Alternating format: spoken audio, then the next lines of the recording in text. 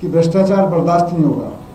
भ्रष्टाचार में कोई भी लिप्त पाया जाएगा, जो भी जनता के साथ गद्दारी करेगा उसको छोड़ा नहीं जाएगा, वो कहीं हो कोई हो। लेकिन आज आपके सामने भारतीय जनता पार्टी के मॉडल की भी एक मैं तस्वीर रखना चाहता हूं। भारतीय जनता पार्टी भ्रष्टाचार को लेके क्या रवैया रखती है उसकी तस्वीर मैं आपके सामने रख रहा हूं। बीजेपी वाले अपने गुजरात मॉडल की बहुत बात करते हैं। गुजरात मॉडल भ्रष्टाचार का मॉडल है। उसका खुलासा हो रहा है कि गुजरात के दाहोद में मनरेगा में भ्रष्टाचार का मामला सामने आया, मीडिया में भी आया, उसमें चला थोड़ा बहुत, कि गुजरात के पंचायती राज मंत्री के बेटों ने अपने ही पिताजी के डिपार्टमेंट के पैसे उड़ा दिए। दाहोद में 71 करोड़ रुपए का मनरेगा का घोटाला हुआ है। और ये महाघोटाला इसलिए है, ये सिर्फ घोटाला नहीं है, एक महाघोटाला है, क्योंकि भारतीय जनता पार्टी के मंत्री के बेटों ने अपने ही पिताजी के डिपार्टमेंट में ये 71 करोड़ का घोटाला किया है और वो पकड़े गए। आप सब जानते हैं कि वहां के कृषि और पंचायत मंत्री बचूभाई खाबड़ जी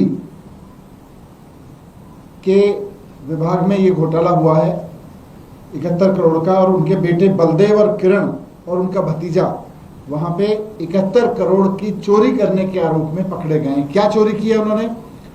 कि मनरेगा के काम, गरीबों के जो काम गांव में होने थे वो हुए नहीं, कोई काम नहीं हुआ।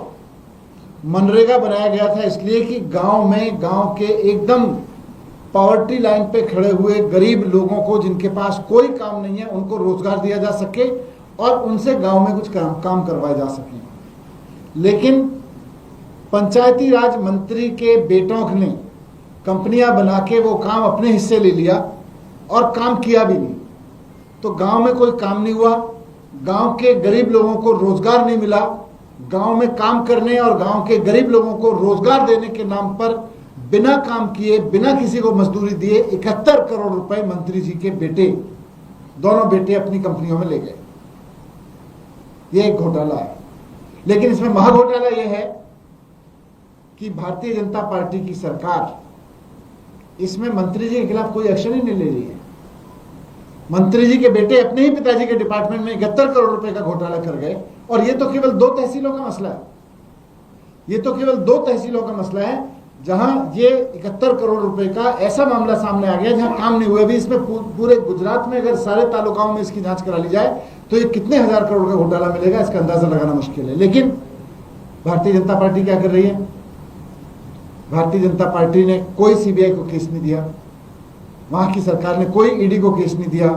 मंत्री जी बाकायदा अपनी कुर्सी पे बने हुए हैं क्योंकि बाकी तालुकाओं में जांच ना हो जाए। मंत्री जी बाकायदा अपनी कुर्सी पे बने हुए हैं। तो ऐसे में जब मंत्री जी खुद कुर्सी पे बने हुए हैं, उनके बेटे उन्हीं के डिपार्टमेंट में भ्रष्टाचार करने के आरोप में गुजरात की पुलिस की गिरफ्त में है, वैसे में मंत्री जी का इस्तीफा क्यों नहीं लिया जा रहा? ये क्या वजह है कि भारतीय जनता पार्टी अपने मंत्री से इस्तीफा नहीं लेगी? उनके खिलाफ एक्शन तो दूर की बात है। एक तरफ इसीलिए मैंने शुरू किया कि एक तरफ पंजाब में जनता से पता चला, सारी चीजें खुद तहकीकात कराई मान साहब ने और अपने ही विधायक को अरेस्ट करवा दिया पूछताछ करने के बाद। एक तरफ मंत्री जी के विभाग में घोटाला हो रहा है, ये बात तो खुद वहां की पुलिस मान रही है क्योंकि मंत्री जी के बेटों को अरेस्ट कर दिया। लेकिन भारतीय जनता पार्टी अपने मंत्री के खिलाफ कोई एक्शन नहीं लेगी, वो पद पे बने रहेंगे। उनके बेटे वहां 71 करोड़ रुपए की लूट लेके ले गए 2 तालुकाओं में और मंत्री जी पद पे बने हुए हैं।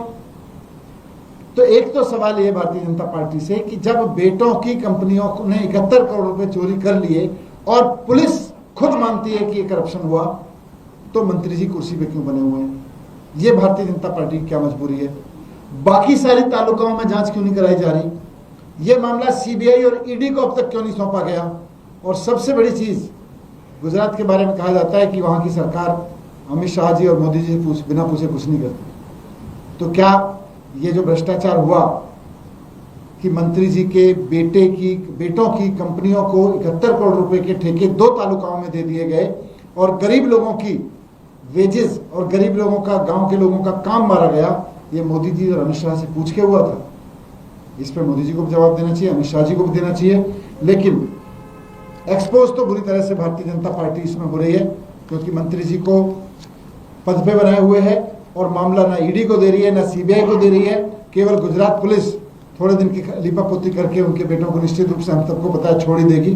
तो मैं आपके सामने यही एक्सपोज करने के लिए आज आया था कि किस तरह से आप एक तरफ पंजाब का मॉडल देख रहे हैं जहां अपनी ही पार्टी के एमएलए तक को नहीं छोड़ते हैं, और एक तरफ गुजरात का मॉडल देख रहे हैं जहां अपनी पार्टी के एमएलए के बेटों ने खूब खुला भ्रष्टाचार कर रखा है, उनको अरेस्ट भी कर रहे हैं लेकिन मंत्री जी के ऊपर हाथ नहीं उठा रहे हैं। कौन उनको प्रोटेक्ट कर रहा है, ये तो गुजरात भी जानना चाहता है और देश भी जानना चाहता है। Thank you. सर, इसमें आप लोग राज्य में वहाँ क्या डिमांड कर रहे हो, क्या विरोध प्रदर्शन भी इस मसले को लेकर गुजरात में आप यूनिट करने वाले हो? नहीं, इसको जनता, ये गुजरात की जनता की आवाज है। गुजरात के गांव में काम होना था, गुजरात के गरीब लोगों को मनरेगा का रोजगार मिल रहा था। मनरेगा के तहत 71 करोड़ रुपए गुजरात के गांव के गरीब लोगों